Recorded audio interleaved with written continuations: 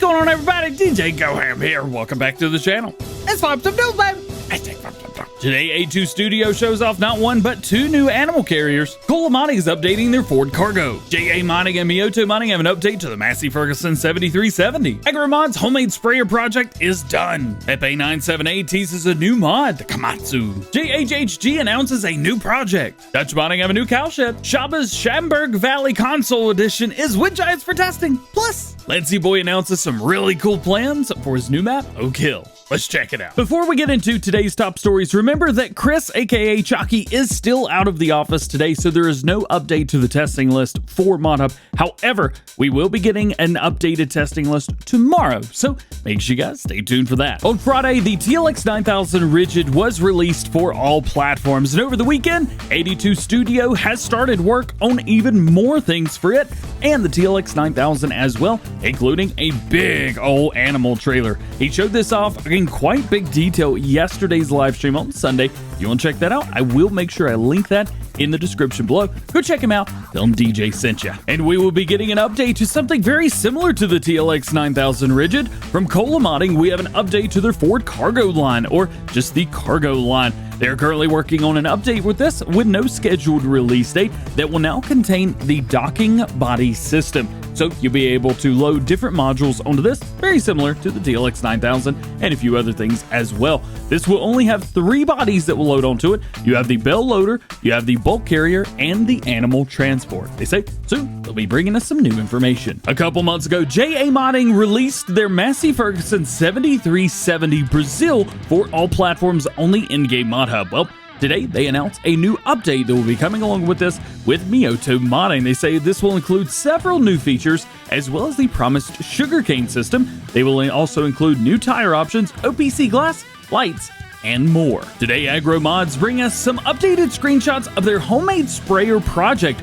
They said in a previous post that things like this happen all the time down in Brazil and areas around that, probably even all over the world, saying that farmers will just simply piece together lots of different things, kind of like Big Brute on Wilker Farms. Well, they say after spending almost the entire weekend working on this homemade sprayer project, it is ready and has been sent off to the ModHub for testing for all platforms.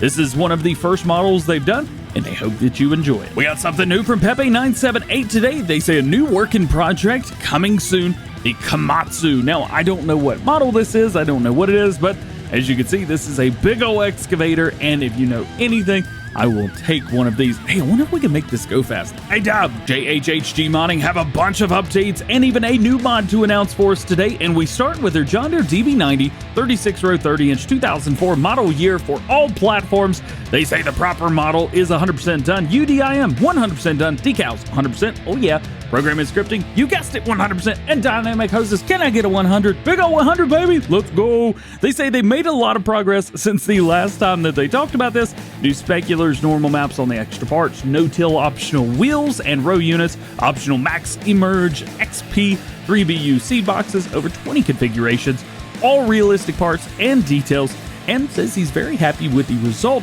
This is going to have over 800 movable elements, so no doubt that this is going to be incredibly amazing. They say it's already finished and will be sent off to Giants soon for testing for all platforms. Next, we hear an update of their John Deere DB120. That's right, the DB120 to 48-row 30-inch. This is the 2012 model, and for all platforms. Yes, all platform DB120. They say the proper model 100% done, UDIM 100% done as well, decals 100%. However, programming and scripting about 98% completed and 90% on the dynamic hoses. They say this is one of the most awaited mods that we've seen in Farming Simulator, so it is great to see this. They say progress on the 120. They say the monster is going well. Over the weekend, they have fixed and finished the last parts of the 3D model and made the last UDIM and AO textures, speculars, and normals. Next up, they announce a new project. This is the John Deere 1720 12-row 36-inch and the 16-row 30-inch for PC and consoles. That's right, all platforms again.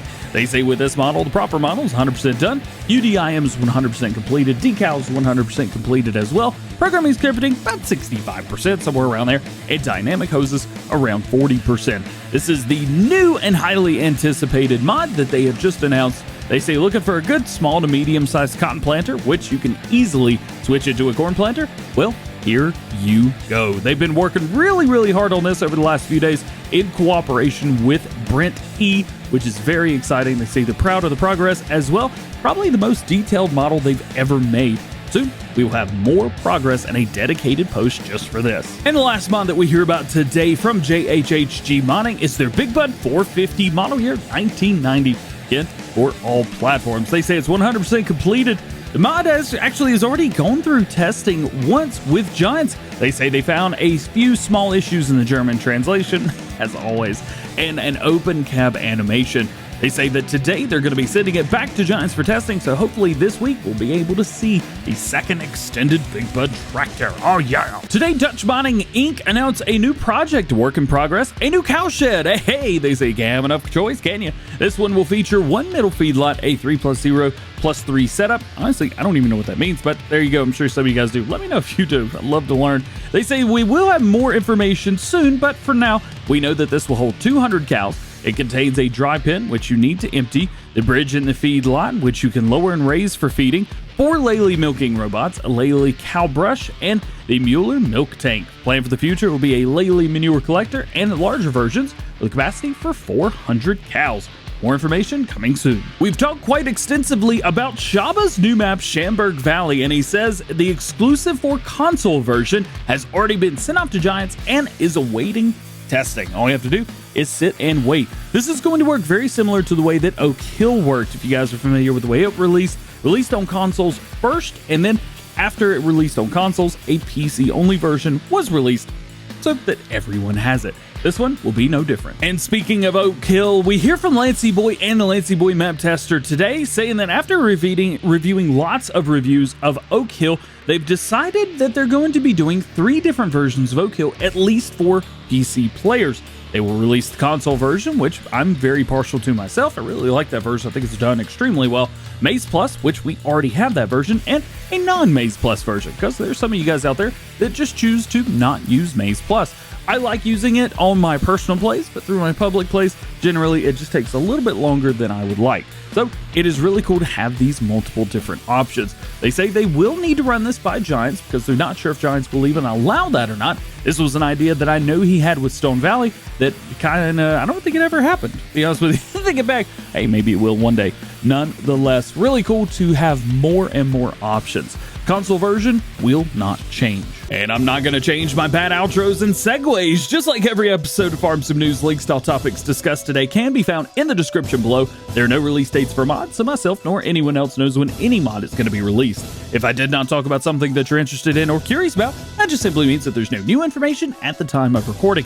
Please make sure that you stay tuned to the channel and refer to previous episodes of the most current status of those projects.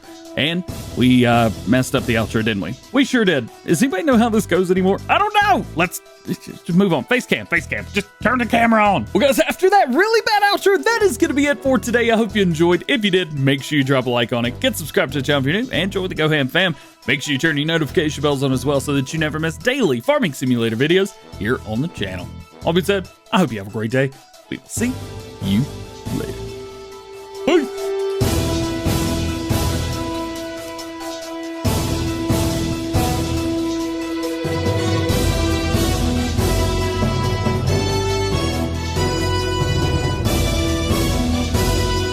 All right, today the second channel officially starts. Check it out.